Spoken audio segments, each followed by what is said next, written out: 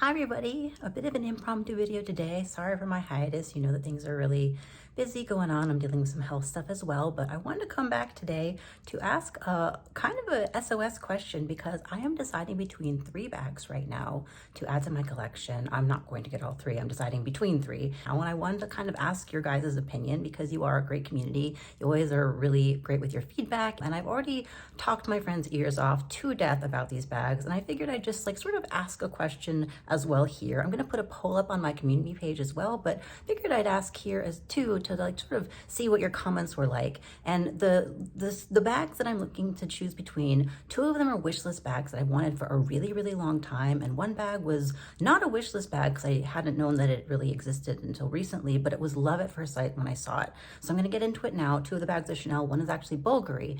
And okay, so here's the story. So the first bag on my list is something that you've probably seen before on my channel. It is the airline bag from the 2016 spring collection that Chanel did in 2016. I really enjoy this collection. I wasn't buying Chanel in 2016, but I have loved the airline bag for years. And you probably know that because you've probably seen me talk about it on my channel before, because I've mentioned it quite a few times. It's been a wish list bag for ages, and when I decided that I was going to be adding another bag to my collection, it was kind of top of the list, and it worked out really well because, well, I found a couple that were available on the pre-loved market for really reasonable prices. One is actually even on Fashion File in some colorways that I really liked. And the thing about these bags is that they were all hand painted, so all of them are a little bit different, which I think is really neat. There's some really cool variety, and also that means that there are some colorways that I like more than others. The thing about the Airlines bag is that it does pop up fairly frequently on the pre-loved market, all things considered. Like, I've seen it probably 5 or 6 times in the last few years. And so it's not a bag that I needed to kind of think about getting right away, because I knew that if I really was interested in getting one, it would probably come back around at some point. Like, I'd be able to source it, I'd be able to see it. I wouldn't have a problem with finding it. Even if it took me another year or 2, I'd be able to source it eventually. So that's the airline bag. It's been a wish list bag. I love it. The only thing about the airline bag is that, like, the pros and cons. So it is something that I've wanted forever, but I do have several navy bags. I have my Sweet Classic Flap, which is a navy, granted with gold hardware. It doesn't have the red and the white accents, but it is also a navy bag. It might do probably the same thing, maybe.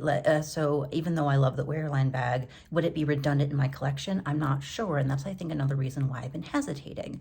So love to hear your opinion on that. The other Chanel bag that I'm interested in is, well, okay, so you know that I've been after a beige Chanel jumbo for a millennia at this point, months and months and months. I've tried it on in boutique. I probably wouldn't get it in boutique, but I've looked at it on the pre-loved market. I've asked you about it before. I even bought a Chanel jumbo last year, a vintage Chanel jumbo in the beige lambskin with the big CCs and the gold hardware. It was a whole debacle. You probably know that story if you've been on this channel for any amount of time, but if you haven't been, it was kind of a nightmare. I'll link the video for you if you don't know the drama, but that bag went back. Thank goodness it did go back, but it did go back. So I've been after another vintage jumbo, and I've been on the fence between a modern jumbo and a vintage jumbo for quite a long time.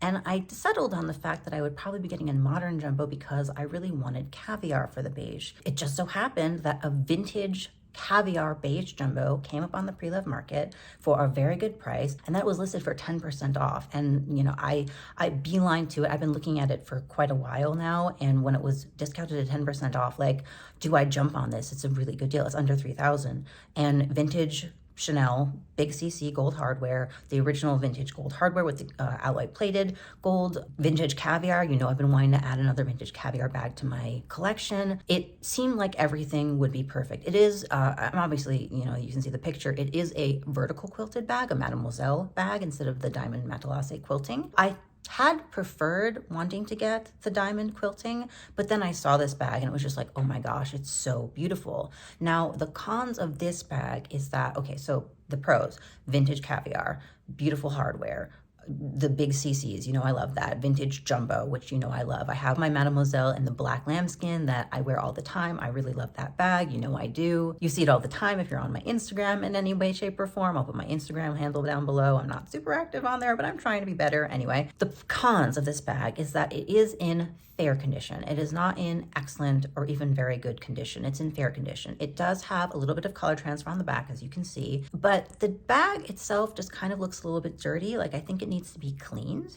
And I don't know how much of the color transfer is actually like dirt that can be cleaned off versus, you know, actual color transfer that's permeated into the leather and can't be cleaned. Also, the pictures aren't very great, so I don't know how much of it is like shadow versus like actual dirt. So I can't really tell, and it's on the RealReal, and you know, the RealReal doesn't have like a return policy. Now, I have been able to return bags from the RealReal when the description hasn't been correct, so I've been able to argue for a return. So if and the description doesn't include the color transfer. So if I did buy this bag for an excellent price, then if I really didn't like the color transfer, I'd probably be able to argue for a return. The only other thing about the bag, which is a con, is that the turn lock is listed as heavy loose hardware. And from the picture that I could see on the RealReal, it looks like the turn lock itself, the male end of the turn lock is like lifting up from the bag, which means that it probably just needs to be tightened from the back, which, because of the way that the vintage bags were made, you can do that yourself. Like I have the tool that I would be able to tighten that myself.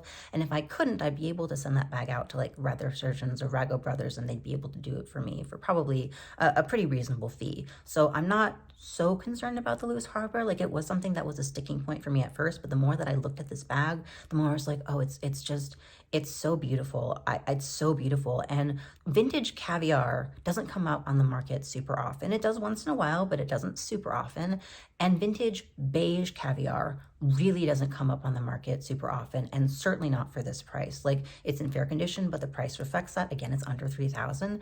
And you know, I see vintage caviar, like I'll link a couple for you, but like it's, you know, 6,800, 7,800, 8,000. And the difference between 3,200 after tax and 7,200 after tax is a pretty big jump. So I just feel like this is a really good chance to get something that I've been wanting for a long time, especially vintage Chanel, you know, that has my heart. And so I think that between the beige and the airline, like the beige is almost rarer. So that's kind of what I'm thinking between the two. But then, dark horse. Okay.